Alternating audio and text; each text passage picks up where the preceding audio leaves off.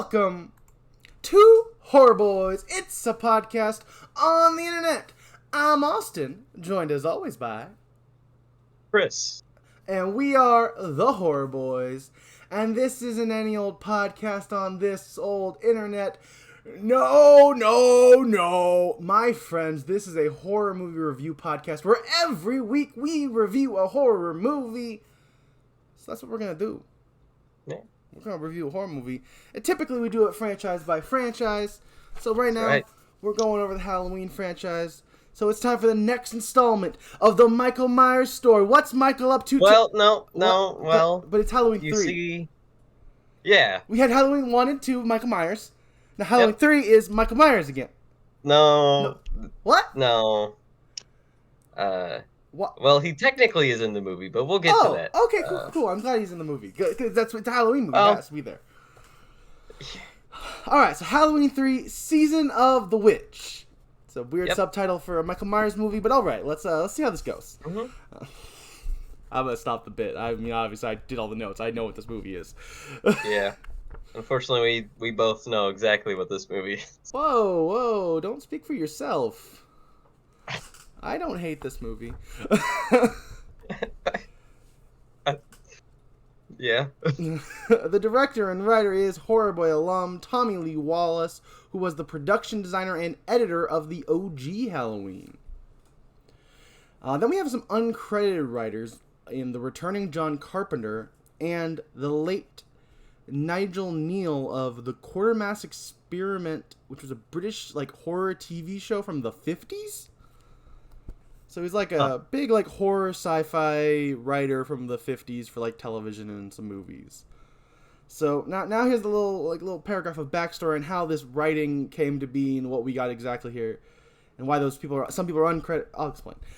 Deborah Hill, who you may remember from Halloween's 1 and 2, being one of the writers, came up with the one-sentence pitch of witchcraft in the computer age.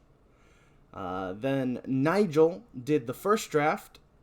Then Carpenter rewrote that draft, and then Tommy Lee Wallace did the final pass, and he thinks that it's absolutely crazy that he's the only one credited. I think he said that about 60% of Nigel's original idea is still in there, so, but only Tommy Lee Wallace is actually credited for it.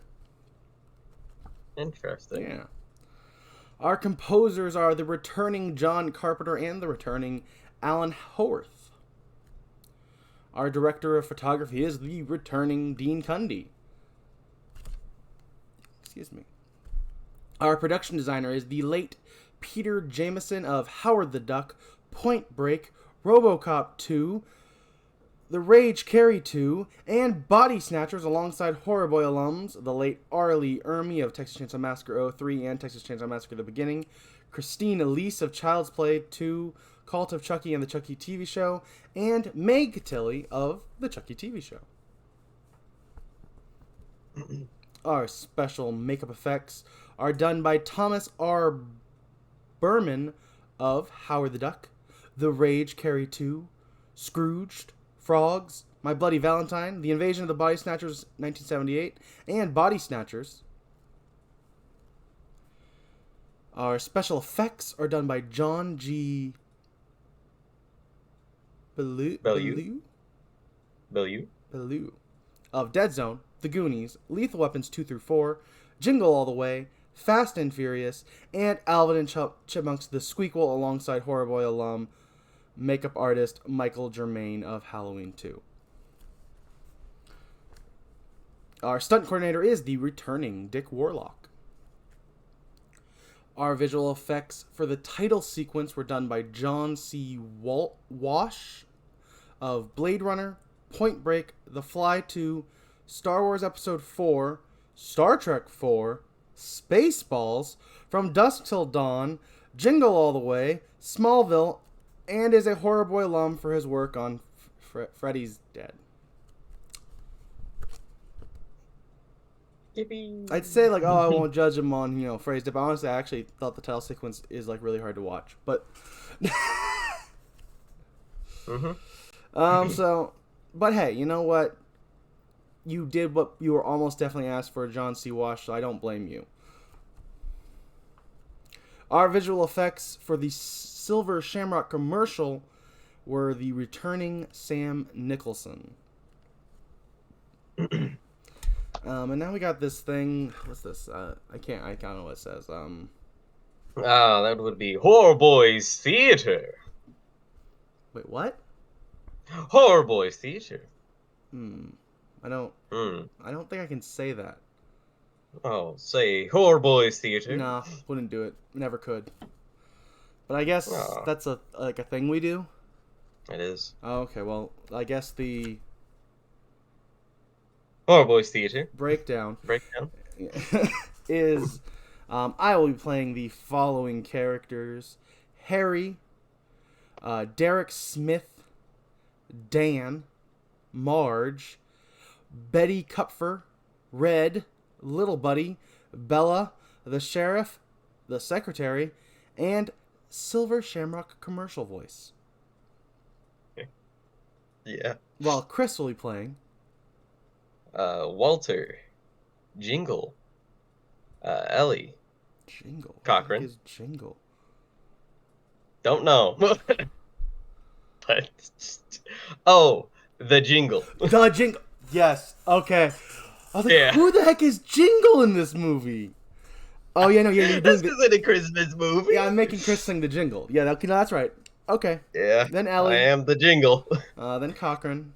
Cochran, Charlie, Rafferty, Buddy Kupfer, which I knew that was gonna happen.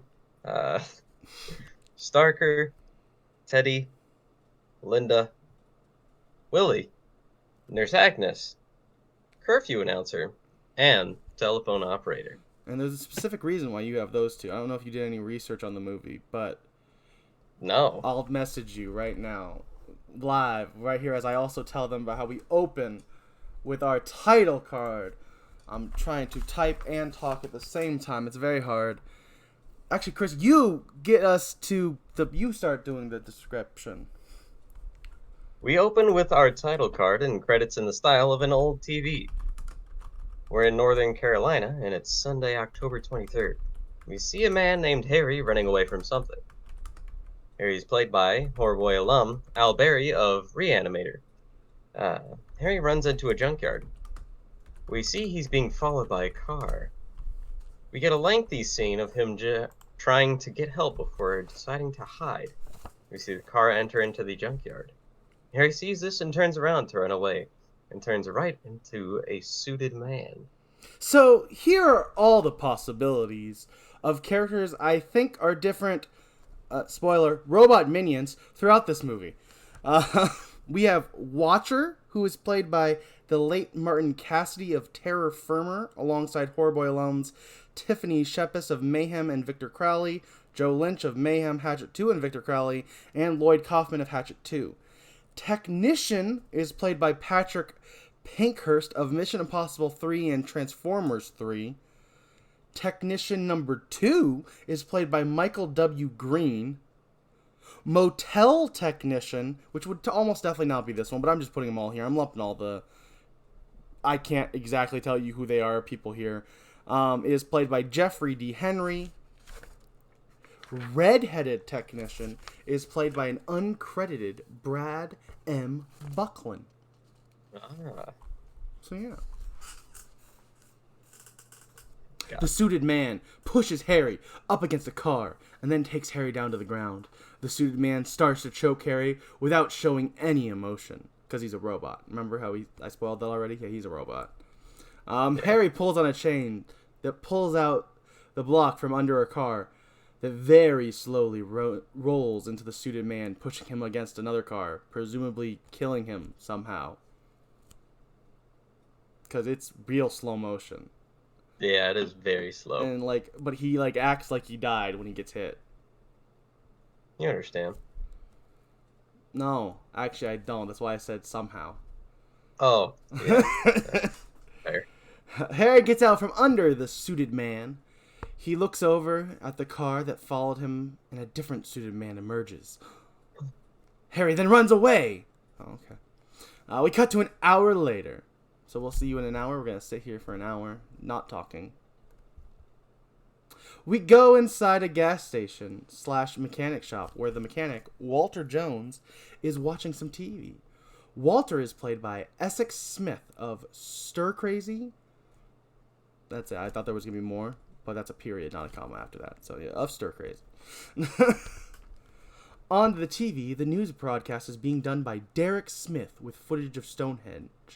Derek says, "It's leaving British authorities still baffled and without any substantial clues 9 months after the theft. The blue stone was one of 19 believed to represent the 19-year cycle of the moon. It weighs more than 5 tons, making its disappearance a mystery indeed. Derek Smith at Stonehenge." I didn't want to do that voice because I knew you had a better British voice than me, but you had too many characters, and I was like, I guess I can do that one because it doesn't really matter. Fair. That was wonderful. Thank you for that. You're welcome. We now cut to a commercial for Silver Shamrock Novelties, and a song plays. 8 more days to Halloween. Halloween, Halloween. 8 more days to Halloween. Silver Shamrock. 8 more days to Halloween, Halloween, Halloween. 8 more days to Halloween. Silver Shamrock. After the jingle, the commercial says, "Yes, kids, you too can own one of the big Halloween 3. That's right, 3 horrific masks to choose from. They're fun, they're frightening, and they glow in the dark." We hear thunder outside, and the TV signal goes away. And I'll just say that here that the Silver Shamrock commercial voice is played by an uncredited writer/director, Tommy Lee Wallace. Also, just to bring it up here, in case someone listens to this who hasn't watched the movie, the 3 masks are a skeleton, a jack-o'-lantern, and a witch. And Michael Oh, wait, no, he's not in this. No. Walter hears a noise and starts to look around to find what caused it. He gets grabbed from behind it by Harry. Harry then falls to the ground and says, "They're coming! They're coming!" He holds a Silver Shamrock pumpkin mask, and he passes out. Pum pum. We see a shot of Walter and Harry driving off in Walter's pickup truck, but they're being watched by one of the suited men. I lost my place. One of the suited We cut men. to Dan entering a house. Dan is played by Tom Atkins of Night of the Creeps, My Bloody Valentine in 2009, John Carpenter's The Fog, and John Carpenter's Escape from New York, alongside Horror Boy alums the late Donald Pleasance of Halloween 1 and 2, Charles Cyphers of Halloween 1 and 2, Joe Unger of Leatherface, Texas Chainsaw Massacre 3 and Nightmare on Elm Street, Nancy Stevens of Halloween 1 and 2, and the late George Buckflower of Wishmaster. Also an uncredited Nick Castle of Halloween, and an uncredited of Jamie Lee Curtis of Halloween 1 and 2. So, John Carpenter really likes to, keep giving his friends jobs, and that's, not cool. That's called nepotism. I mean, yeah. Kinda. In a way. Dan calls out... Oh, that's me. I have to think of what voice I'm doing. I hadn't thought about that. Yeah.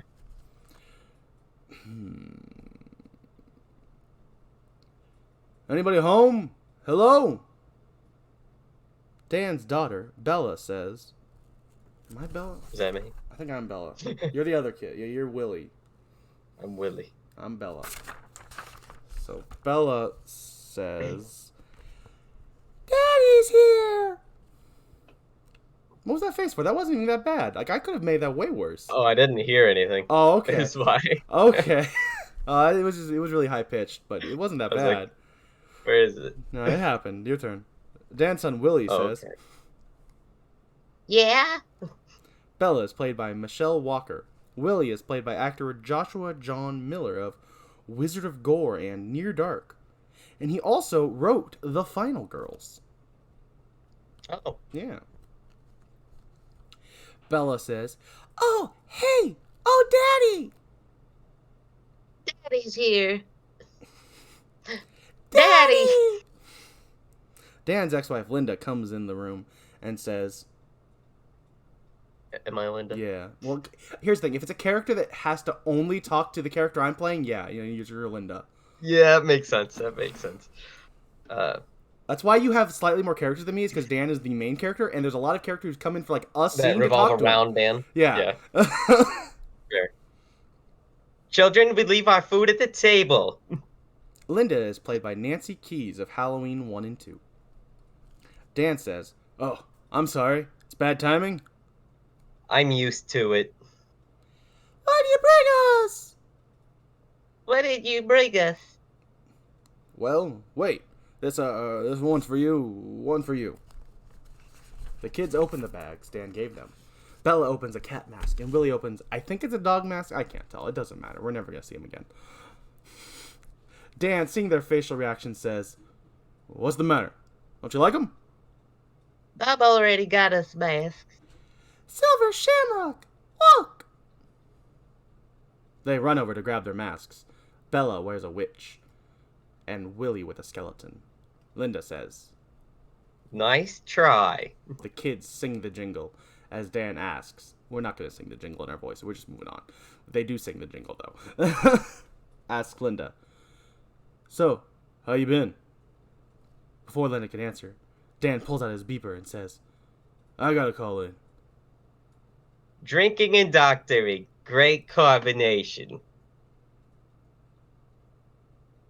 Let's watch TV. Okay. And they turn on the TV, and the Silver Shamrock commercial starts with its jingle.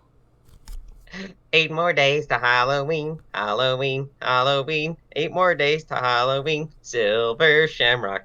8 more days to Halloween, Halloween, Halloween. 8 more days to Halloween, Silver Shamrock. In the middle, Linda says, Turn that down. "Yeah? This is Chalice. Win. What's his condition?" "Alright, I'll be right in. I gotta go." We cut to Dan arriving at the hospital, where Nurse Agnes says, His condition is stable, but Dr. Castle had to leave early, so I thought I should call you. Sure, that's fine." Dan and Agnes walk up to Harry on a stretcher. Walter says, Listen, he just walked up out of the rain. I swear to God, that's all there was to it. I just brought him here. "Do you have a room for him?" Yes, room 13. Hey, can I leave now? "Sure, I don't see why not. Thanks for bringing him." Well, thank you, Doc. I was always taught when somebody needs help, you help them. I mean, unless there's going to be trouble. There's not going to be trouble, is there? I mean, you never know when somebody might be needing help. It might be my turn next. Harry starts to freak out when he hears the Silver Shamrock commercial from the room next to him. The jingle, which goes, 8 more days to Halloween, Halloween, Halloween. 8 more days to Halloween, Silver Shamrock. one more time. 8 more days to Halloween, Halloween, Halloween. 8 more days to Halloween, Silver Shamrock. Harry says, "They're gonna kill us, all of us. 100 milligrams Thorazine. IV. Walter leaves. We cut outside to see a suited man has arrived. This specific suited man is played by the stunt coordinator, Dick Warlock. We cut to Agnes and Daniel in Harry's room. See, at first I had all of my notes calling him Daniel, because that's what he was in the credits, but I was like, oh, everyone calls him Dan, so I switched it, but I missed that one. In Harry's room, Dan asks, "Who's next?" Nobody, except for him. It's a quiet night. "I could use a nap. Doctor's lounge is empty. Wanna take one with me?" Chuckle. Thank you. In the hall, Agnes says, Doctor's lounge is empty. "Nope." You already said that line. Yeah, pillows are in the cabinet. There's milk and cookies in the fridge. Dan puts his arm on Agnes' shoulder and says, "I think I should have married you, Agnes." Then he pats her on the butt. Oh, watch it. I play for keeps, you know. I'm serious. We pan back to see this, which honestly he probably is, because this man is a womanizer. He is with every woman he sees in this movie. Even if it's just playfully with Agnes, every woman is either in a relationship with him, being technically harassed in this scene, even if she didn't. That's still harassment because he did not ask for permission. And then, or he's leading them on. Yeah. Dan sucks. Dan is a pretty awful person. But also, like, huge credit to... Why am I blanking on his name? Why am I blanking on his name? Tom Atkins. You know. Tom Atkins genuinely does such a good job and has so much natural charisma, you almost don't hate him until you think about what he's doing. Yeah. So yeah, where were we? Cut between shots of Dan preparing for his nap and the suited man walking through the hall. You're right. Look at that. The suited man heads into Harry's room and proceeds to squish and stretch Harry's face to death. As the suited man is wiping off his glove, Agnes walks in. Agnes says, "What are you doing in here?" The suited man says nothing and walks past her. We cut to Dan being woken up by Agnes's screams. You remember, Chris, you have to do a really low scream if you want to even kind of heard up. Thank you. Dan runs to her. Agnes, pointing at the suited man, says, Man,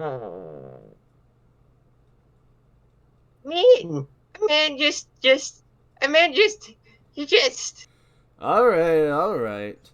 Then he runs after the suited man. He chases after him, and sees the suited man get in his car. The suited man then dumps gasoline on himself and lights himself on fire. The car explodes. And it was cool. It was a really well done stunt. / special effect. I don't know which department that falls under, but either way, it was great. Probably both. Yeah, that's true. We cut to a little while later, and He's Austin. He did some heavy drinking before we started recording. Shut up! I'm just trying to get in character for Dan. Dan is a raging alcoholic, okay? And to really I don't think that he is, actually. He literally went to work drunk. He grabs a case of beer to just go in the car, and then later is like, I need a drink, and goes and buys a bottle of liquor. Yeah, I kind of forgot about that, to be honest. Everything else about the movie kind of made me forget about it. Homeboy is an alcoholic. Yeah, I guess he kind of is. Linda calls him out for being drunk, and then he... Drinking and doctoring, that is a line, I guess. Yeah, and then he, I need a case of beer for the trip down. Yeah, maybe Dan is a terrible person, actually. He kind of is, but Tom Atkins is just so charming, man.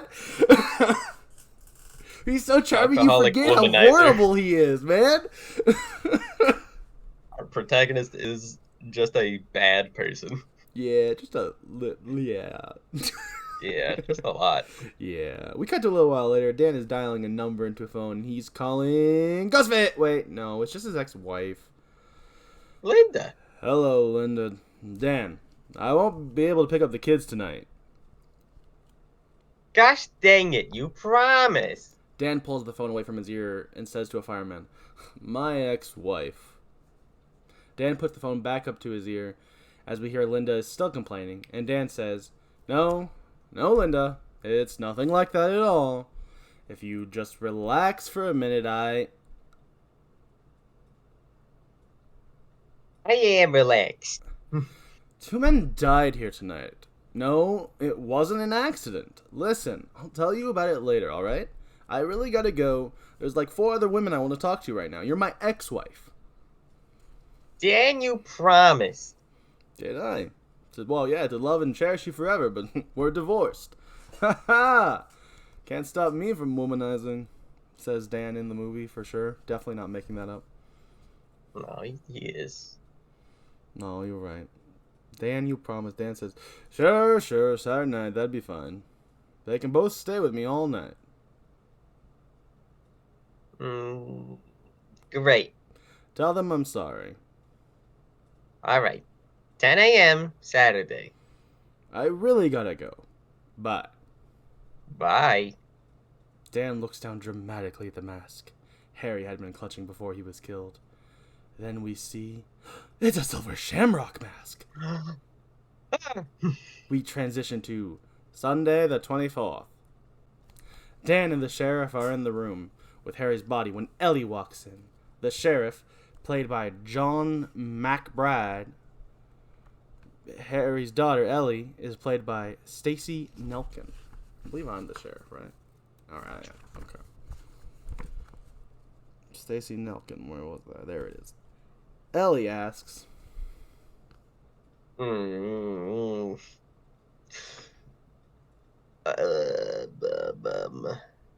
You have the notes in front of you, Chris. You could just follow along. No, I have been. I just don't know what voice to use Oh, for okay, Ellie that fair enough. isn't like, you know, protagonist woman. Well, to be fair, she is protagonist woman, so if you wanted She is to, protagonist woman. or maybe do a slightly different voice. I don't know, man. Yeah, you know what? Maybe Ellie's gonna be like from the south. Okay. No, she's not at all. I mean, that's fine. Half these movies are set in like one town. If we want to do neither of us are great at voices. If we want our voices to be different, some of them have to be specific accents. Hey, I'm good at men voices. Women voices are a lot harder. Yeah. Is this my father? Sorry, I wasn't ready for that. Yeah, it's fair. Ma'am, I wouldn't, not yet. See, I'm a sheriff. I have to be Southern. Let's get it over with. The sheriff. Nope. The sheriff.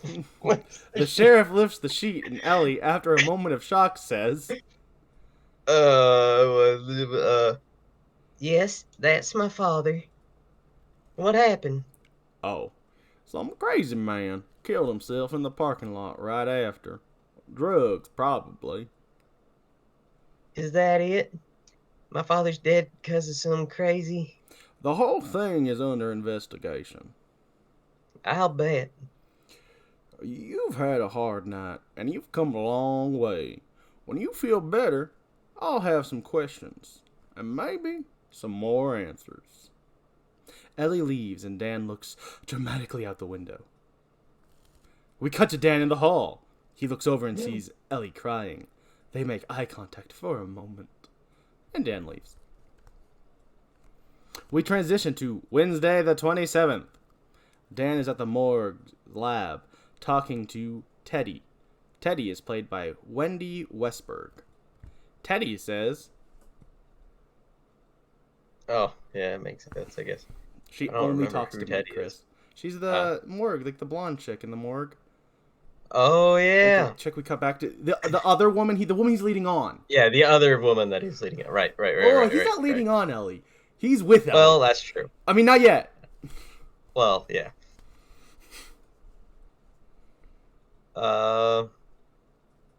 Yeah. Teddy says... Just go with protagonist voice. She only has like 5 lines. Oh, yeah, that's fair. Look, Chalice, I'm only the assistant. Just tell me... I'm the sheriff now.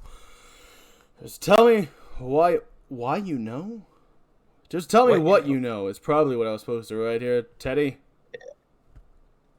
Not much. It's taking a while. The guy was just a pile of ashes. I know the sheriff thinks he was on drugs. That doesn't make sense. I've seen a lot of people on drugs. The man was in complete control. He looked like a businessman. And we all know, in the 80s, no businessman has ever done any drugs. There is not a rampant cocaine addiction happening in this country right now. That is not a thing. Nope. He had to be one strong businessman. I can tell you that. You don't just pull someone's skull apart without a little lower arm strength. You know what I mean? Teddy, just do me this one favor. Check this one yourself. No, I can't do that. It's got to go through. Please. This thing really got you. I've been with the hospital 8 years. Somebody just doesn't walk in. There's a man here now. A man walks in, Dan so I stops stop. when a man walks in. Yeah. And Teddy We'll says, see what I can do. No promises. thanks. Thanks. I was always good at moonlighting, wasn't I? Then they share some casual conversation. We transition now to Friday the 29th. Dan is at a bar. Because I'm an alcoholic. I even forgot about this scene where I was talking about his alcoholism problems. It's a random Friday, like, afternoon. He's the only person at the bar. Yeah. The TV is playing cartoons. So Dan says, hey, Charlie, can we have another station? You got it. Charlie is played by Lloyd Cartlett. The channel is now switched to an ad for John Carpenter's Halloween, firmly placing this movie in its completely singular universe. Look, guys, now it's a Halloween movie. Yeah, see, he was here. Halloween played, and Then Michael it's an Myers ad was on the screen. for Silver Shamrock, and the jingle has changed a little bit. 2 more days to Halloween. Halloween. Dan interrupts the ad and says, come on, come on, come on. Charlie switches the channel and asks, What's the matter? Don't you have any Halloween spirit? no. Ellie enters the bar and walks up to Dan. Ellie says, Hi. hello. My name is Ellie Grimbridge. I know. Dan Chalice. I know. One of the nurses told me I could find you here. I saw you at the funeral. Thank you. But what do you mean she told you I could am I drunk? People think I'm drunk? Which nurse was it? Was it that Agnes? Oh, I slapped her on the butt one time and now I'm a raging alcoholic. I'm sorry about your father. We'll throw that in there too. Did my father say anything to you the night he died? Yeah.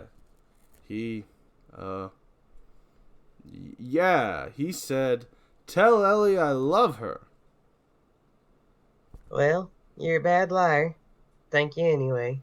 She starts to leave and Dan stops her and says, wait a second.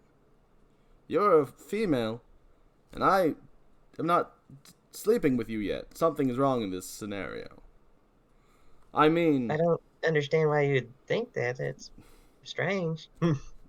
I didn't know I gave you permission to talk. I'm Dan, and I'm a horrible person. That is true. What was my actual line? Wait a second. I saw something that night. I don't know. Your father came into the hospital. I thought he was crazy. Out of his mind. He's hanging onto a Halloween mask. He wouldn't let it go. And what he said was, they're gonna kill all of us. Kill us all, even. A little while later, he was dead. And I don't know what the hell is going on. We cut to Dan and Ellie entering her father's store. Ellie says, Papa really loved this place, but business was getting bad. I suppose you shopped at the new mall like everybody else, huh? The kids were keeping him going. They come in after school. He's let them play with stuff right in the house like I used to when I was little. Question is, why would anybody want to kill Papa? He was a wonderful man. Now, I've been doing some detective work.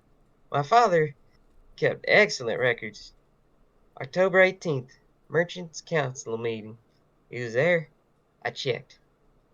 October 19th, football game. He was there too. October 20th, pick up more masks. Dan turns to the silver shamrock display behind him and says, yeah, that's the kind your father had in his hand. And October 21st, dinner with Minnie. Minnie Blankenship. He never showed up. Somewhere between here and Santa Mira. No, you skipped a line. Oh, You I said sure he did. never called. He never showed up, and he never called. You've been busy.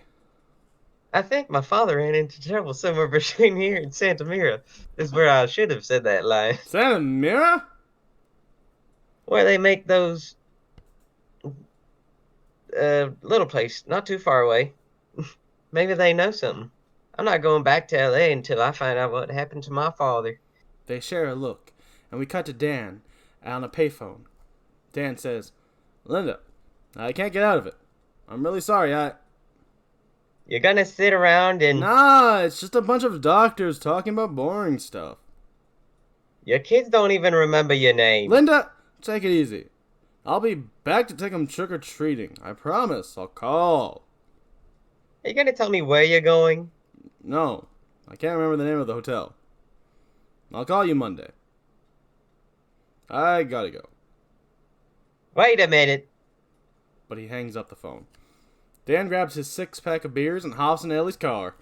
As they drive away, we pan over to a TV in a storefront, playing the Silver Shamrock ad, which goes as follows. 2 more days, Halloween, Halloween, Halloween. 2 more days, Halloween, Silver Shamrock. 2 more days, Halloween, Halloween. The song fades out. There as we transition to a few shots of the car driving. Ellie says, I want to know why they put their factory out here in the middle of nowhere.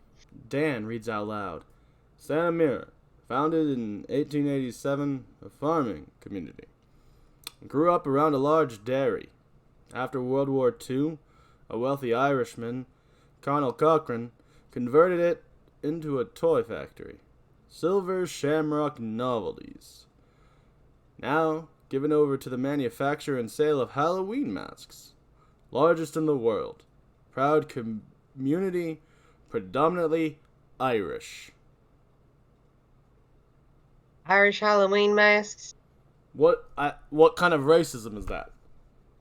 We're gonna pay me as the bad guy, but you're just gonna throw out the sentence Irish Halloween mask like there's a question there? What, Irish people can't celebrate Halloween, Ellie? You know, you're a bigot, Ellie. That's right, they're only allowed to celebrate Samhain. And in California, you never know if those Irish people are celebrating Halloween. I agree, it is actually really weird. It shouldn't happen. But I'm supposed to be the bad guy. Now don't worry, you are the bad guy. As they drive into town, everyone stops what they're doing and stares at them driving. Ellie says, I feel like a goldfish. Company town. As they continue to drive through the town, we see that there are surveillance cameras everywhere. They stop in front of the Silver Shamrock factory. I'm not ready for this. We need a plan. Okay. How about this? We go back to that gas station, see if they know anything. We could pose as a couple of buyers and maybe rent a couple of rooms, in the motel. That way, we at least have some place to talk without the whole town watching it. Unless you're into people watching. But no, okay, Ellie, what's your response to that? Why'd you become a weird William Shatner? I don't know what you're talking about. Good point. We cut to them driving up to the gas station that's right next to the motel. They are met by Rafferty, the owner of the gas station. Rafferty is played by the late Michael Curie of Dead and Buried, alongside Horror Bois alum, the composer John Renzetti of Child's Play, legendary makeup effects artist, the late Stan Winston of Friday the 13th 2 and 3, stuntman Anthony Cesare of Nightmare on Elm Street, Child's Play, New Nightmare, Jack Frost 2, Texas Chainsaw Massacre 03, Scream 1, 2, and 22, the late Christopher Allport of Jack Frost 1 and 2, and Freddy himself, Robert Englund of the Nightmare films Hatchet and Wishmaster. Rafferty says, give me your best Irish. Good evening to you. Say, partner, do you happen to know if there's a vacancy in this motel? My wife and I need a place to stay. You've come to the right place. We cut to Rafferty opening the door where he says, It's cozy, it's quiet, and the price is right. Rafferty walks inside the room and Dan says to Ellie, keep him happy, just for a minute. And he leaves her to go to the motel's office. Ellie heads inside the room, where Rafferty says, Shower's good. Put in new pipes last year.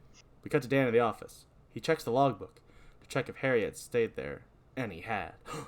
Rafferty asks Ellie. I don't know why I said that so weird. Rafferty asks Ellie. Any bags? Oh, yeah. Dan leaves some money on the counter and exits the office.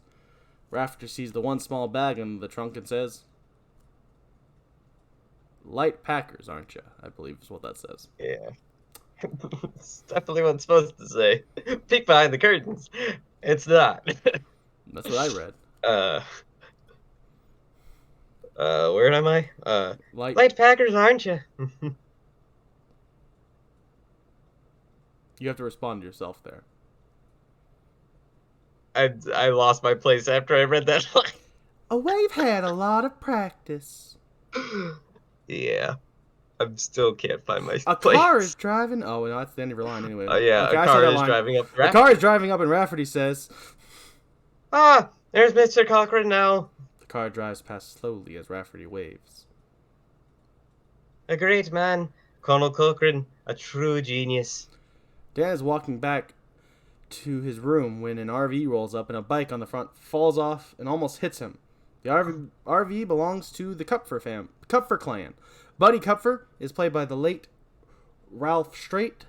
Betty Kupfer is played by Jadine Barber. Little Buddy is played by Brad Schachter. Little Buddy yells, "Daddy!" Am I Betty? No, I'm Betty. I just forgot that was the next line. "What you doing, honey? You could have killed that man." I hate it. Buddy, the first one out of the RV, says, "You're Buddy. Oh, yeah. I'm everyone else in this family. You're Buddy." Yeah, that's right. No, you sure you don't want to be the whole family? Not really. I didn't hurt him. Hey, sorry about that. I'm glad it didn't hit you. And a great big thank you for picking it up. You all right? No problem. Buddy grabs Dan's hand and shakes it, saying, Hey, Buddy Kupfer, San Diego. This is my wife, Betty. "Pleasant to meet you." And right here, there's Little Buddy. Little Buddy grabs his bike, asking, "Is it busted?" No. "Don't you dare go into the street. Do you hear me?" Little Buddy replies by flipping his mom off and riding his bike into the street. "I gotta go." Rafferty walks over and says, I'll be checking you in now, sir. "I filled out the register. I left $40 under the blotter. That about covers it." Oh, heavens, yes. Thank you. Thank you, sir. Have a pleasant day. And a stay. Also, I wanted to know because that response. Apparently that was like $120 roughly is what that would be worth now for one night in a really cheap motel. So he overpaid by a lot. Yeah. Dan starts to leave, and Rafferty says, Mr. Kupfer, I presume. Your rooms are waiting. As Dan walks away, he's almost hit by another car driven by Marge. Marge is played by the late Gam Stevens. Marge gets out of the car and says, "Dang factor." Nope, not that. Not going with that. Don't like that. Nope. "Dang factory. Got their orders all screwed up. Now I have to stay in this dump again." Dan enters the room and says, "This place is a zoo." I saw a cop. Nope. Huh? Why are you playing Marge now? I don't know. Why are you doing my Marge? I saw Cochran. His car, anyway. "And your old man stayed here on the 20th. I was right. We'll go directly to the factory. Whoa! Hold on! Slow down! I haven't made you want to love me yet. We can't leave. Let me go get some alcohol so we can get drunk. All right, I suppose. Slow down. It's getting late, and I could use a drink. Not you. You're not buying it. I'm buying it. You don't get a drink.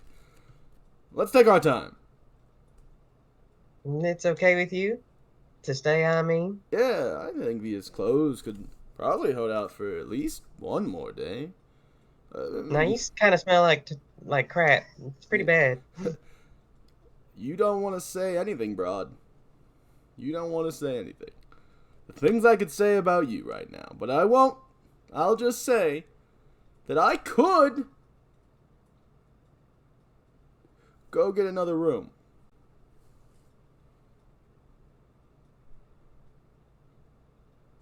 That's actually the end of my actual line. No, yeah. You interrupted in the middle of one of my lines, so we did a little bit, and then I went back to the actual line so we could move on. That would look sort of suspicious, wouldn't it? What? You know, us not sleeping together since we're husband and wife now. What I mean is... Wait, what? What I mean is... Remember you said that in the car earlier. Well, yeah, I was just trying to see how you'd react. You gotta put a ring on it now.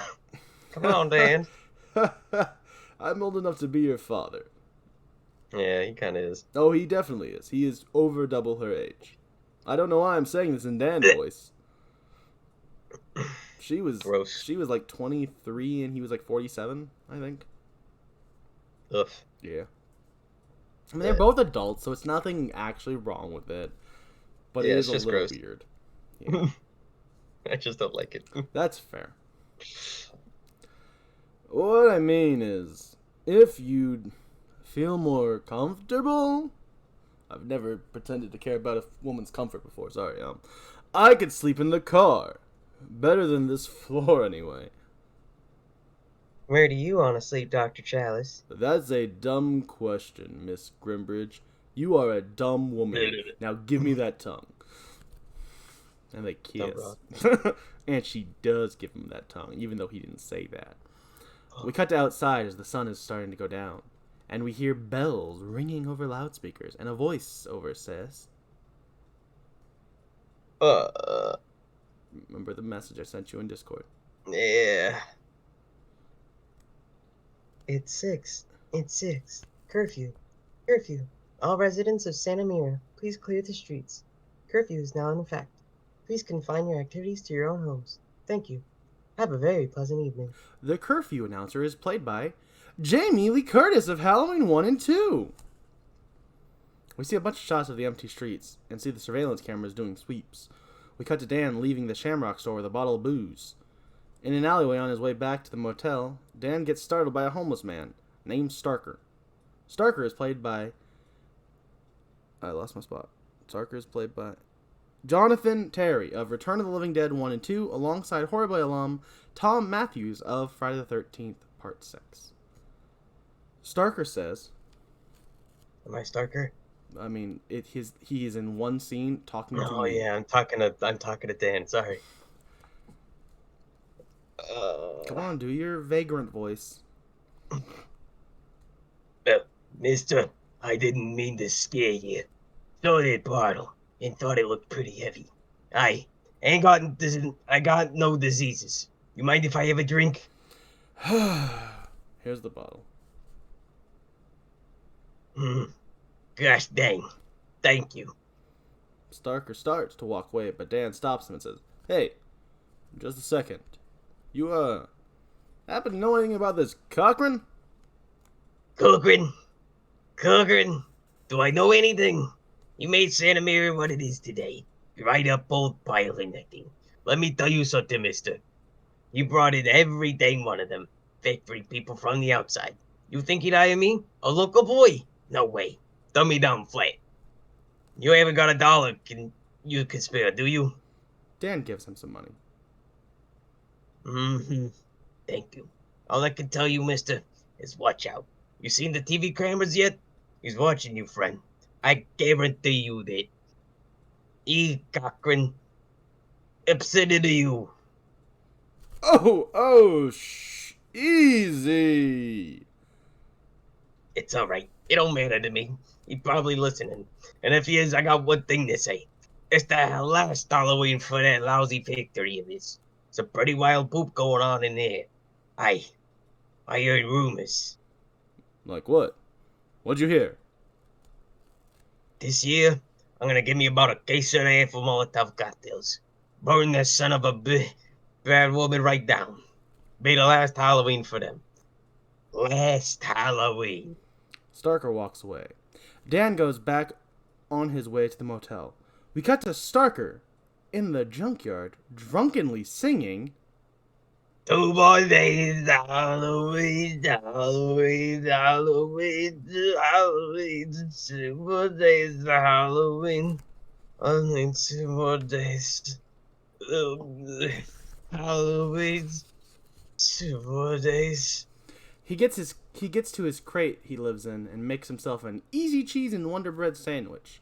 Which honestly sounds like it's pretty cool to be homeless. That sounds like delicious. He gets trapped between 2 suited men. Starker says, Fellas, I was just kidding. You know that. Just kidding. they shove him to his knees and proceed to rip off his head in an over-the-top, fun, gory kill. We cut back to Ellie, who's leaving the motel office with a bottle of mouth-wateringly delicious and crisp Coca-Cola. Yeah. Head on down to any store and retailer near you where you can buy yourself your own crisp, delicious Coca-Cola. Statistically speaking, it's probably a gas station. Or anywhere. I mean, everywhere has them. It's Coca-Cola. Yeah, I'm just assuming most people live next to a gas station. I think actually Walmart might be closer to me. There's a Walmart right next to that gas station. Well, a gas station next to the Walmart, probably more. Well, Ellie gets startled by Marge's car horn that Marge accidentally hit. Marge says, "Oh, sorry. I didn't mean to scare you. Are you picking up an order?" Huh? "Are you picking up an order at the factory?" Oh, yeah. "Oh, I figured. There's no other reason to be in this god-forsaken place. All I can say is good luck to both of us. They may make great masks, but ever since they started big volume business, the little guy has to stand in line. You know what I mean? I gave up ordering by mail, but I hate trying to deal with them in person. You can't win. Oh, you know, I hate to say anything, but the merchandise is slipping. I mean, my 4-year-old was throwing this thing against the wall. Granted, the trademark shouldn't just come right off." Yeah, I see what you mean. "By the way, my name is Marge Gutman. My shop's on Union Square in San Francisco. You can't miss it. Why don't you look me up?" Thanks, I will. They go into their separate rooms. Marge accidentally knocks the trademark on the floor. We cut to the quick shot of Ellie getting out of the shower and being so cold that she runs over and covers herself in a blanket before drying off, which I just thought was just disgusting. Like, ew. Yeah, that's a little bit Like, bizarre. you just gave that blanket an out head mildew because you were not dry. You could have. It wasn't that cold, honey. You can dry yourself off with a towel. Fair. This is why we can't have nice things, Ellie. Yeah. If Dan would have known what you did, he would have yelled at you. Because he's a bad person. And he would have yelled at you for any reason.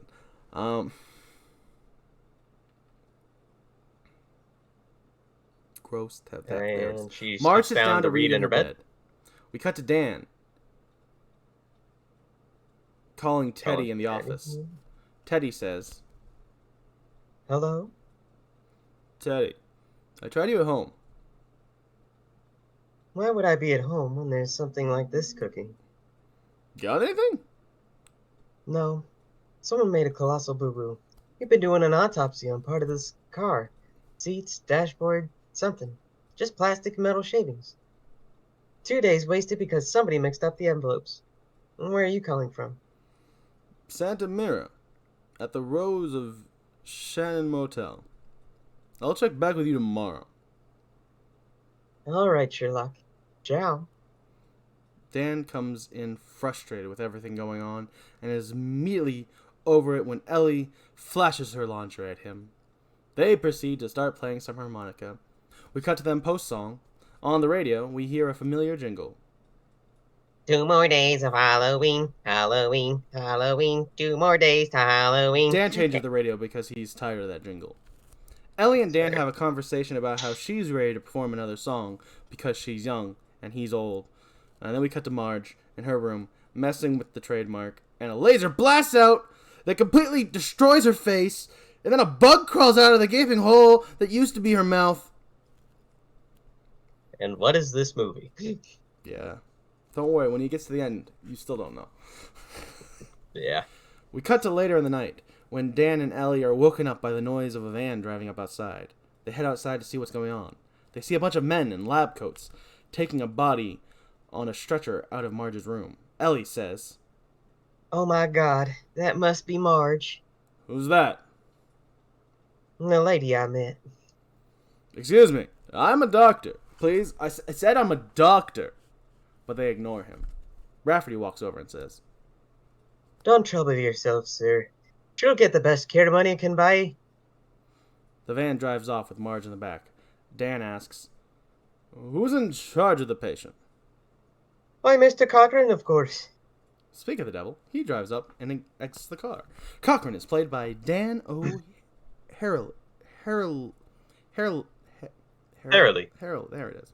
Of RoboCop 1 and 2, and The Last Starfighter, alongside Horror Bois alums Al Berry, the late Buddy Summers, and Bruce Abbott of Reanimator, the late Lance Guest of Halloween 2, and also that movie was directed by the OG shape, Nick Castle. Who also, I guess, would technically be in this movie, in that scene of him walking down the stairs. Yeah. Rafferty's, Also, doesn't Cochran have like a weirdly just British accent? I think it's supposed to be kind of Irish, but the guy acted probably British, so he probably just did his accent. Rafferty says, though. Ah, yes. Mr. Cochran, good to see you, sir. Now try to figure out what voice you want to use. Ah, yes. Good evening, Mr. Rafferty. It's all over, my friends. Just a small incident. The lady's going to get the best possible treatment. I promise you that. Maybe next line a little less Irish. It was kind of hard to understand some of that. Oh, that's fair. Your dignified Irish is harder to understand than your just Irish. Oh yeah, he's a real Irishman. Maybe try to go with like a little. Even though the actual Cochran sounds much less Irish. Yeah, than maybe go with British. Rafferty. Go with British. You're British. Go with like a dignified British man. I think you could do that better than you did that one. Not that you didn't do it well. It was just really hard to understand you. It was just it's true sometimes. unintelligible. Yeah. Dan asks, "Where are they taking her?" They're taking her to the factory. We've the most marvelous facility there for emergency treatment. Cochran turns to leave and asks one of the lab coat men. Lab coat men. What happened? Misfire. Dan starts to walk towards Cochran, but Ellie says to him, No. We can't afford to stick out. Let's just go. Cochran leaves and Ellie and Dan go back inside. Dan asks, "Misfire? What the hell were they talking about?" Something crazy's going on here. "You want to leave?" Yes, very much. But not until I find out what happened. Oh, what was... Find out Your whether- alcoholism is contagious, Dan. No. But not until I find out whether my father went to that factory. We go to the morning, and it's now Saturday the 30th. One Dan more calls day to Teddy from the Halloween. office. I said one more day to Halloween. One more day to Halloween. No, we'll get there. Don't worry. I don't think there is one for one more. I don't think we get another one until it's actually on Halloween. Well, that might be true, actually. But yeah, he calls Teddy, and he says, "Can you talk?" Sure. I just finished shifting the ashes. "What do you have?" It's what I don't have that bothers me. You know, I'm starting to wonder if someone hasn't been tampering with this stuff. "Why?" Well, it was a hot fire. There would have had to been some bone fragments or teeth or something. I got nothing here to indicate a body. Just ashes and car parts. How about you?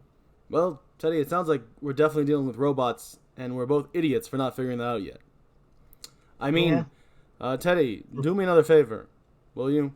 Find out everything you can about Connell Cochran. He runs Silver Shamrock, the Halloween Mask people. Teddy writes down the name Connell Cochran. Teddy says, All right. But this is gonna cost you some serious dinners when you get back. I'm always ready for dinners with any woman who wants me to maybe be with them after dinner. Well, I'd believe that, but I am going to call you a liar about, looking forward to dinner with me specifically. Oh, I don't. Bye. That's fair. After she hangs up, the camera pans down to see a microphone on the back of the desk. The Yeah. microphone! Ah! We see a shot of Dan and Ellie walking and see that a suited man is watching them. Ah! We cut to Dan and Ellie in the Silver Shamrock office. The secretary is looking through files to find information on Ellie's father's order.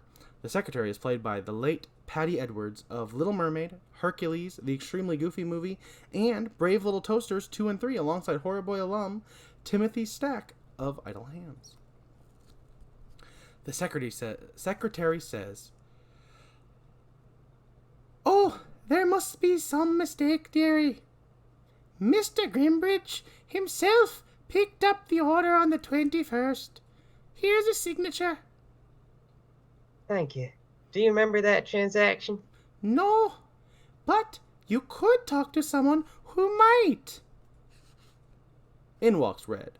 Red is played by Norman Merrill, and me in this. The secretary says, "Oh, Red, these people lost an order. Did you load this one?" "Sure did, last week. A man in an old green station wagon." That's right. Did he say where he was going? No, ma'am. Headed out to the north. I remember that." Thank you. The secretary asks, "Would you care to make another order, madam?" No. Let's go.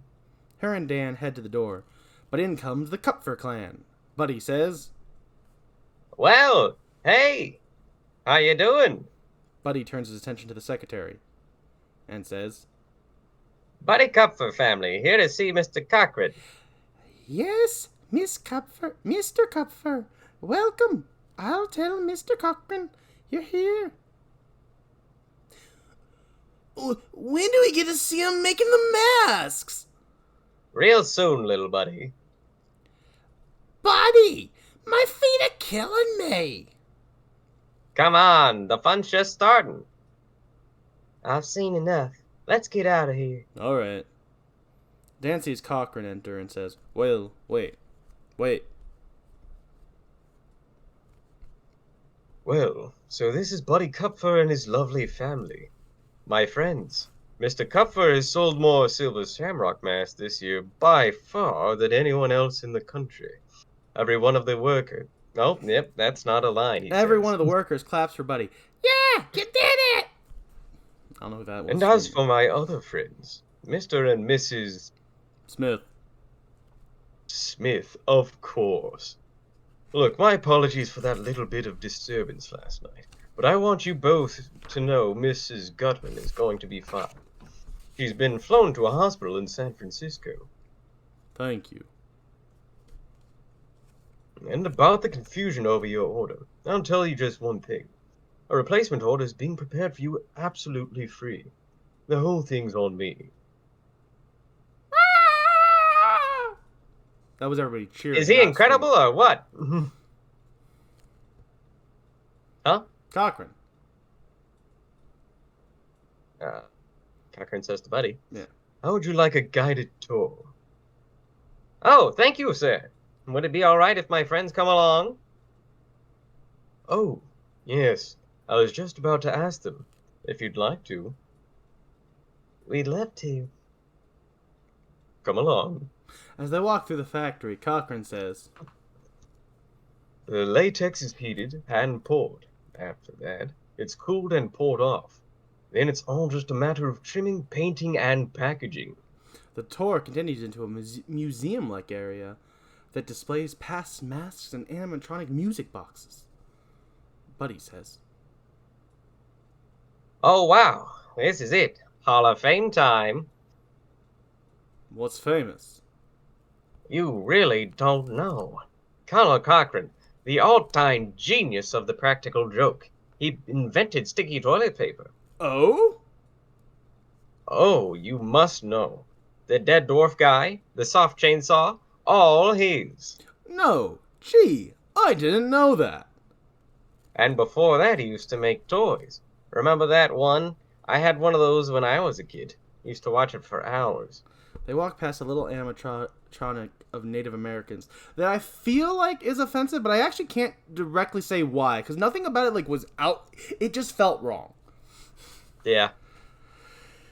I think it is inherently wrong to profit off the suffering of the Native American You know, and people. maybe that's why that was I just That couldn't. might have been what it is. Maybe I couldn't verbalize why I hated it, but I knew I hated it. You know, it for good reason. Okay. Buddy says, Yeah, the man has always paid attention to detail. Latour is now in a room with painted masks. Little Buddy says, "Oh, I want one! Can I have a mask?" Just what I had in mind for you, little buddy. Little Buddy points to one of the pumpkin masks in front of him and says, "I want that one!"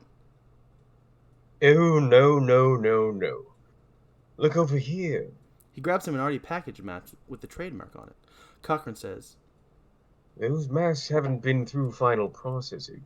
This one has. he puts the mask on Little Buddy. Buddy says, That's wonderful.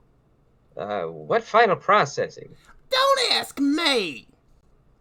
They head out onto the loading docks, and Buddy asks Cochran. Hey, Mr. Cochran, just what is the final process? Cochran replies, Oh, sure. It's just a little bit of this and a little bit of that. Quality inspection, the seal of approval. You know, the usual. And of course, there's a couple of trade secrets. Oh, I'd sure love to take a look. Oh, sorry.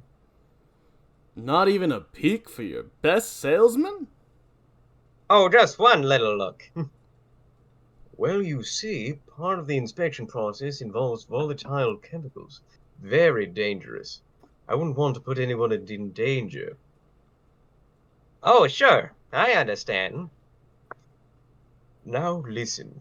I hope your family will be able to have breakfast with me tomorrow morning. I'd like your opinion on some of our sales material. My opinion? No, sure. "Did you know he is one of the richest men in the country? And he got that way, selling cheap gags and Halloween masks. Oh, God! There's hope for us yet!" Buddy and Cochran continue to talk as Dan looks around and sees all the emotionless, standingly perfectly stilled men in suits. Yeah. That are, just, scattered around the property. Mm-hmm. He goes over to Ellie and says, "Darling, I think it's time we were going." As they're walking, Ellie asks, What's that? "What? That wasn't Southern woman at all." What's up? Okay. I just saw a couple of It's men. hard to say what's up when you're, a Southern woman. That's not really a Southern phrase. What's up? Say howdy, y'all. That sounds better. I just saw a couple of men who looked extremely familiar. Oh, and there's another one. They look an awful lot like the man who killed your father. Oh my God. Why are you looking at that garage? You forgot to say that stage direction. They don't even know what you're doing when you're saying, "Oh my God." What? Oh my God. At the Papa's car. She runs off to the garage. Dan yells after her, "Wait! Ellie! Ellie, don't!" She gets blocked by multiple suited men. Everyone looks on in confusion and fear. Cochran tells Buddy, Trade secrets. Ellie heads back over to Dan and they embrace. We cut to them in their hotel room. Ellie says, I saw it. I know I saw it. "I think it's time for the Marines." I'm scared. I think we should leave. Alright, you pack. I'll call the police. This place has to fall under somebody's jurisdiction. Let's go soon, okay? Alright. Get off my back, woman. I'm gonna go call the police. Gosh. Also, you were wrong, I'd just like to say. What? I see it in the notes. One more day. Oh, yeah, you're right. Okay. Alright. Shut up, woman. And he heads to the office to use the phone, leaving the room door slightly open. Dan says, Operator, there is an emergency.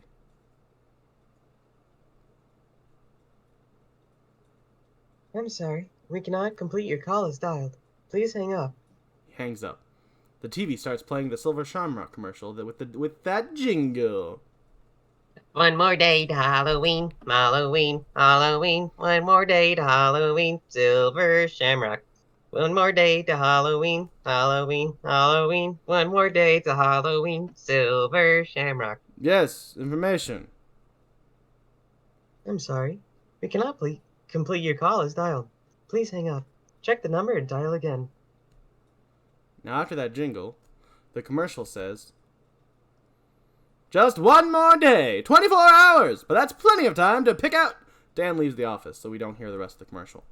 The telephone operator is also played by Jamie Lee Curtis. Dan sees the room door is completely open and Ellie is gone. He looks back outside and sees at least 5 suited men. He closes the front door and locks himself in the bathroom. The suited men easily break through the front door, but he escapes out the bathroom window. He heads towards the factory. We get confirmation that the suited men have taken Ellie into the factory. Dan goes into a phone booth and uses the payphone. Dan says, Operator. The operator responds. If you'd like to make a call, please hang up and try again. He hangs up and tries again. And he gets the same voice recording. He ducks down as the... we're not... No, no, shut up. He ducks down... I lost my place. He ducks down as a car of suited men drives past. He runs over to the factory and sneaks under a fence. He hides behind a wall as a car passes. He runs over to the factory and sneaks under a fence. I already said that. He runs over to the factory and sneaks under a fence. He runs over to a factory and sneaks under a fence. He runs over to the factory and sneaks under a fence. No. He hides behind a wall as the car drives past. He sneaks under the building, around the building even, and finds an open window and gets inside. He runs over to the factory and... No. He's now sneaking around the factory. He sees a camera turning towards him and backtracks back into the Hall of Fame room. He goes through a door marked private. He sees an old lady knitting and asks, Where's the girl? She doesn't respond. So he goes over and shakes her repeatedly. Repeating, Where is she? Where is she? Where is she? The old lady's head falls off. Barbara? Where is she? Why did you say her Sounded so cursed over Discord. name? Yeah. The old lady's head falls off. What? Oh my gosh! Revealing that she was actually an animatronic. He then gets grabbed from behind by a suited man and thrown across the room over a table. He punches the man, and it does nothing to the man. He punches him again. That's still nothing. So the suited man starts to try and crush Dan's head and takes him down to the ground. Dan is able to roll over into full mount and punches through the suited man's stomach, revealing a yellow goo and wires, revealing that the suited men are robots? Whoa! One, honestly, like, if you just open your eyes, like, with the whole, why are there no human parts? Like... But then also, yeah, I did say from the beginning. But I do believe at this point forward, I do not call them suited men. I call them robots. Yeah. But after I already had the line where I said, I don't know, these robots earlier. So, oops. Spoiled my own surprise. There's goo on his hands. He's then apprehended by 2 more robots. Cochran walks in holding the old lady's head and says, Clumsy. This was a rare piece. German. Made in Munich, 1785. I must try to get a replacement. Oh, Mr. Chalice, I don't know. I was just talking to myself out loud like that. Weird. Where is Ellie? I kind of care about that girl right now. I mean, I do have Mrs. Teddy back Smith. at home waiting for me. So actually, honestly, you can keep her. Ah, Mrs. Smith. Ah, sure. I believe she's resting just now. It didn't take you long to get here, Mr. Chalice. Dr. Chalice, I should say. It'll be morning soon. Halloween morning. It'll be a very busy day for me. Being a medical man, you should find it quite interesting. We transition to a shot of outside, and it's Sunday the 31st. Halloween! No more days to help. No, sorry. Dan is being guided out onto the loading dock. Cochrane stops to take a deep breath. Dan, the two robots, and Cochrane head into the final processing room. And then they head down an elevator. Cochrane robot... Wait. What? I don't know. Cochrane says. Cochrane says... Yeah, my brain... Yeah, okay. Cochrane says... The surprising thing is the internal components were quite simple to produce. The other features took much longer to perfect. Then, of course, it's just another form of mask making. Dan looks over at one of the robots, and the robot sneezes. Bless you. Convincing, aren't they? Loyal and obedient, unlike most human beings. They get out the elevator and start heading down some stairs. Those who went before me, you know, they never dreamt of anything like this. I believe the actual line was dreamed. Dreamed. I wouldn't have said... Like, don't get me wrong. I think grammatically you were right. It should have been dreamt. But I do believe the line was dreamed. But... They never dreamed of anything like this. What is this place? Can't you tell? Advanced in ancient technology. Oh, you mean like A good magician never explains. in a... Witchcraft in the computer age? Yes. All right. One might say exactly that. Hmm. Come on, then. You've still got time to figure it out all by yourself. I just did. No, you didn't actually say those lines in the movie. We pan over to see an actual scientist. Or maybe not actually. I think they might be a robot. I can't tell. I thought they were actual scientists in this Probably scene. more robots. I think they're all robots. Working on chiseling off pieces of the stolen blue stone from Stonehenge. Cochrane says. From an ancient sacrificial circle, Stonehenge. We had a time getting it here. You wouldn't believe how we did it. Cochrane picks up a piece of the stone and says. It has power in it, a force, even a particle. He pauses and he puts a tiny piece of the stone on one of the trademarks. Cochrane continues. Oh, sorry. Yeah. Oh, yes. Devastating. They walk over into a circle of TVs and equipment. Cochrane says. Oh, Doctor. You asked about the girl. Cochrane switches the camera feed to her tied up on a table. Where is she? Right in there. He switches the feed and says, Your friend, Miss Gutman. You killed her. Oh no, Miss Gutman was the victim of a misfire. The others... What you really need to see is a demonstration, and there's one coming right up. We cut to, yeah, I did. Occasionally, I do forget to put some quotation marks. I'm sorry, Chris. We cut the room decorated by like a living room. Also, I finished these notes like 5 minutes before we started, so get off my back. I didn't say anything. Chris, get off my back, man. Okay. We cut to a room that's like decorated like a living room. Gosh. The cup for clan is brought in there. Buddy says, Mr. Cochrane will be right along. I don't like this place. It gives me the creeps. I have to go to the bathroom. Mommy! Relax a minute, will you? Mr. Cochrane will be here. Then everything will be fine. He just wants my opinions about some commercials. You know, I still can't figure out why they won't take my orders for next year. You know, I like to work ahead. They're just not interested at all. Maybe they're not going to have a Halloween next year. Cochrane says. All right. Roll it. The TV turns on in the faux living room. The final commercial that only has an instrumental version of the jingle in the background. The voiceover says, It's time! It's time! Time for the big giveaway! This is just the same old stuff. Oh, yeah, you're right. Sorry, I thought it was Little Buddy for a second, but you're right. It is Big Buddy. The voiceover continues. All you lucky kids with silver shamrock masks, gather round your TV set. Put on your masks and watch. Honey, don't get too close. You'll ruin your eyes. A pumpkin is shown on the screen with flashing white lights, which cause little Buddy's mask to activate, and bugs and snakes are coming out of his head, and his head turns like mush, and then Betty faints, and Buddy gets killed by a snake bite. And Dan makes some really great disgusted reaction faces during this. Because once again, character, Dan's terrible, but Tom Atkins does a really good job with what he got. Like, he really does try his best to act his heart out in these scenes. We cut to a TV somewhere playing the jingle. Happy, happy Halloween, Halloween, Halloween. Happy, happy Halloween, Silver Shamrock.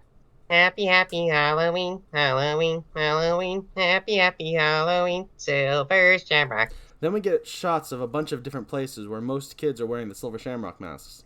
The commercial narration continues over the shots. It's almost time, kids. The clock is ticking.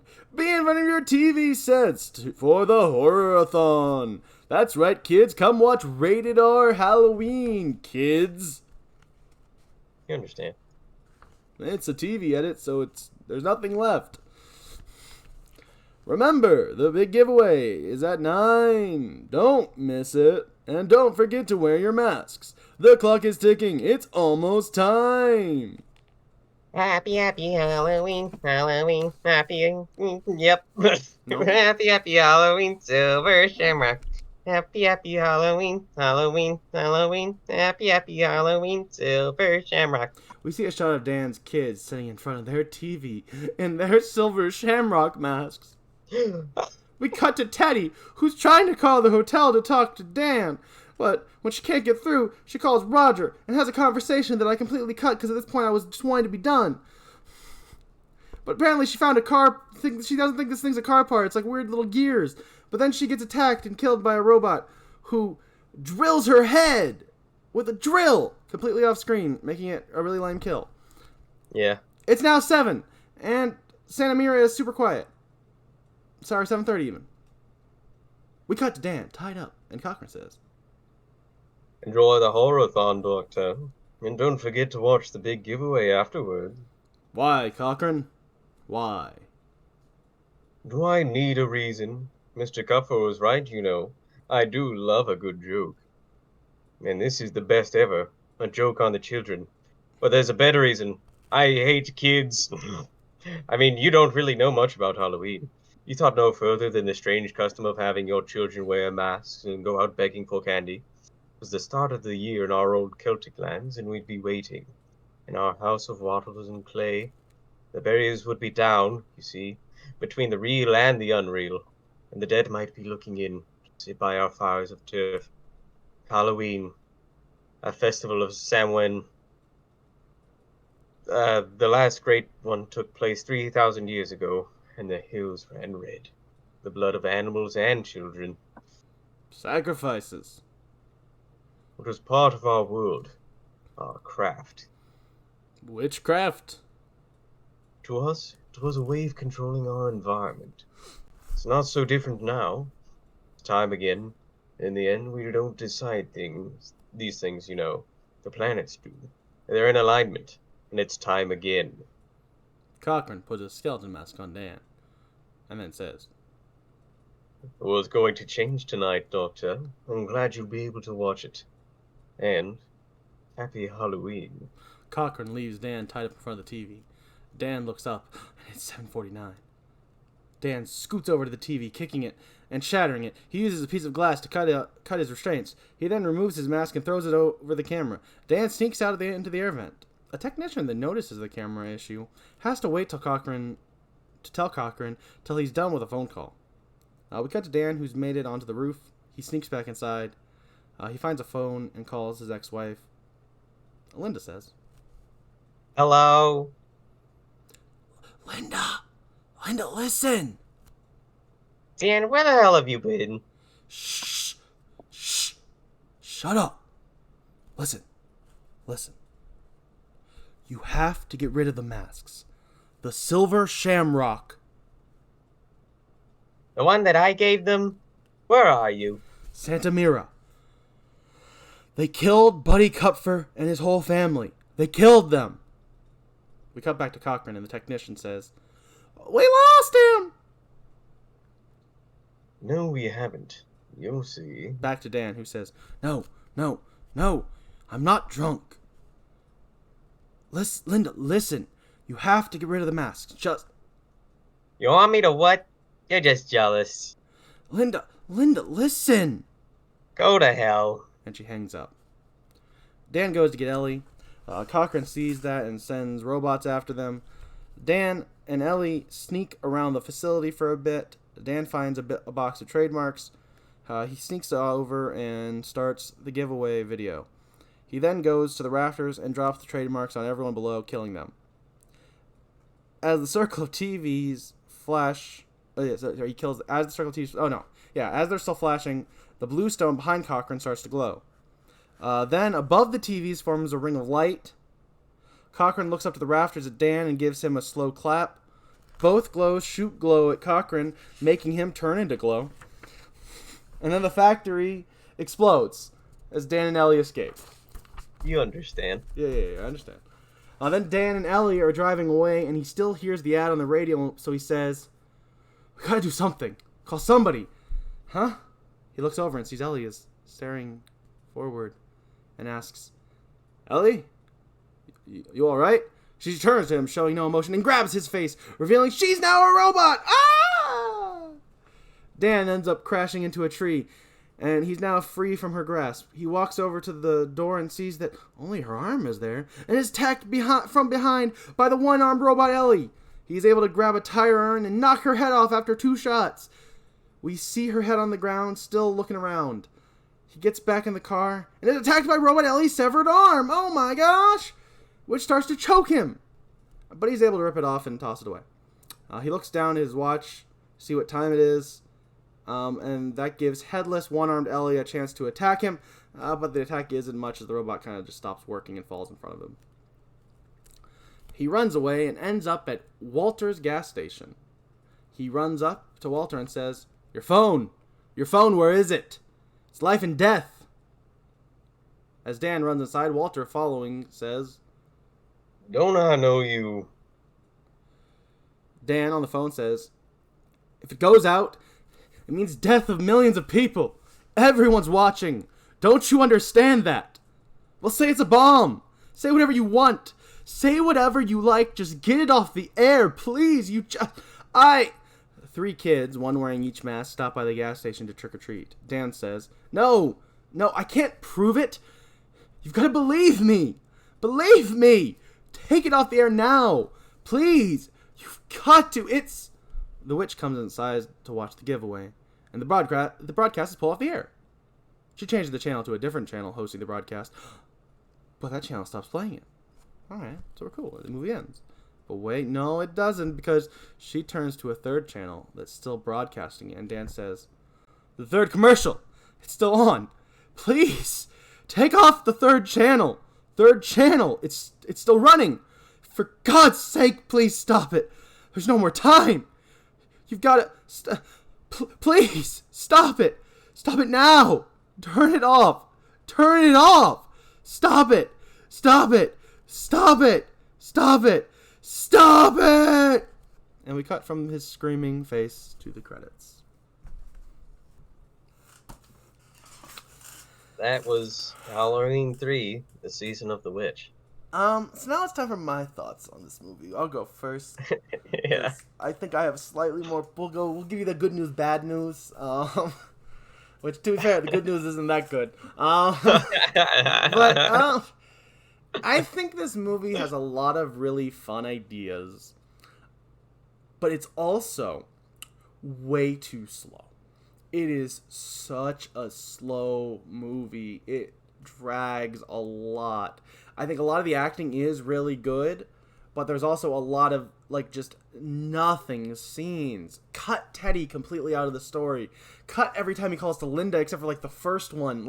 There's so much little things you could just cut to make this movie, a nice hour, 20-minute still weird as crap movie. Like, I mean, it would still not make the plot any less weird, but because like this is this weird like it's witchcraft meets the computer age. But like it is really weird to have a supernatural movie mixed with a sci-fi movie. Like you don't typically get super like fantastical magic and sci-fi in the same movie unless it's like Star Wars. This is the Star Wars of the horror genre is what I'm trying to say. I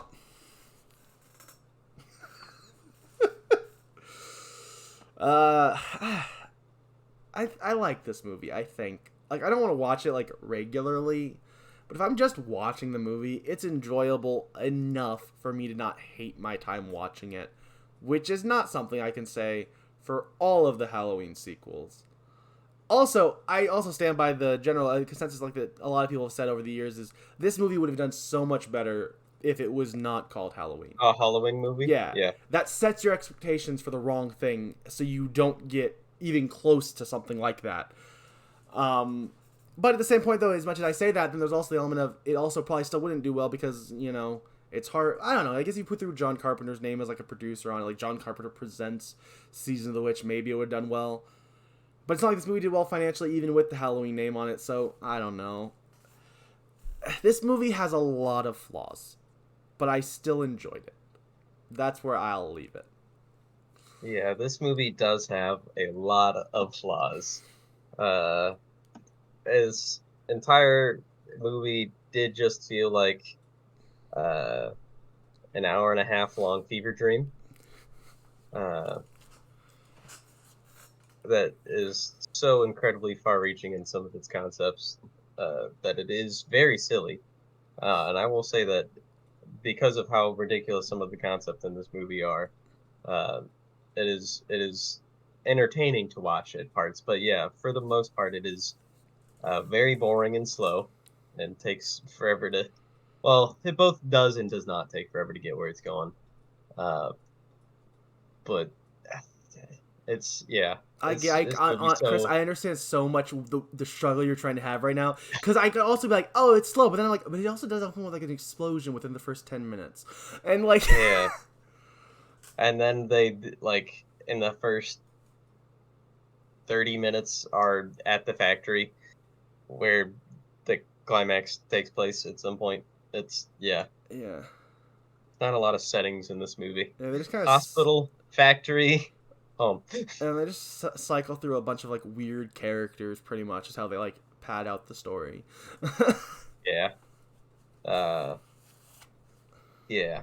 It I've said it before we started this podcast, but it really did just feel like watching a long adult focused Goosebumps episode. Where they had this really goofy concept and they shot for it. And this is what we got. Does not feel like a Halloween movie at all, and that's because it really is not. Yeah. But it's the only way that John Carpenter and Deborah Hill would come back for anything, because they didn't want to make Halloween 2. They did not want to ever touch Michael Myers again. They thought the first one was a perfect movie that shouldn't have been continued. And as much as I couldn't argue that, I am happy some of those sequels exist, but they are probably right that first movie was a perfect movie, and maybe they should have never made another one. Yeah, probably. But like I just said, though, I am happy they did, because next week we are talking about Halloween 4, The Return of Michael Myers, which is one of my favorite horror movies. I love this movie. It is such a charming, fun time. Spoiler for, but it's a movie I love, so I'll say it in the hype. Yeah, I love this movie. I've only seen it once, but I loved it. I love like some of the dynamics in it. I don't want to go into it. I'll get into it when we get to the episode. But I want to just talk about it now because I love this movie. But I won't. We will wait till next week where we will talk about Halloween 4, The Return of Michael Myers. And the return of Connell Cochran. No, I'm just kidding. No, he's never seen again. Also, he might have been dead by the time the next one came out. He was a very old man. But he also got turned into energy. He did get turned into energy. Well, no, he turned into glow, actually, is what I said. And I like that. The glow shot from the glow. There were two glows. They shot glow at him. He turned into pure glow, and then the whole building exploded. Yeah. And that's how we get rid of the main villain, but also it didn't get rid of anything because actually his plan was still in place. Just now it won't be for some witch ritual. It'll just be the weird sci-fi everyone dies.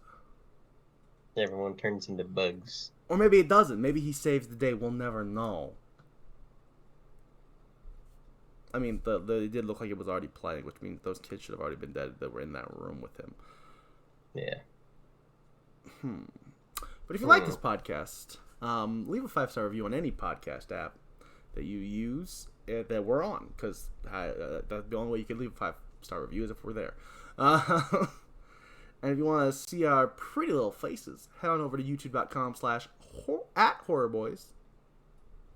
youtube.com/@horrorboys. Say it one more time, just to make sure, because I did kind of screw it up. I'm not going to cut it out, but I just want to make sure it's clear and concise. People know where to go. Because you get a video podcast there, and that's pretty cool. Then you can also head on over to patreon.com where you can support us directly, and that'd be awesome. Because, movies aren't cheap. So, yeah. I've been Austin, joined by Chris as always. We will see you next week. Bye-bye! Bye-bye.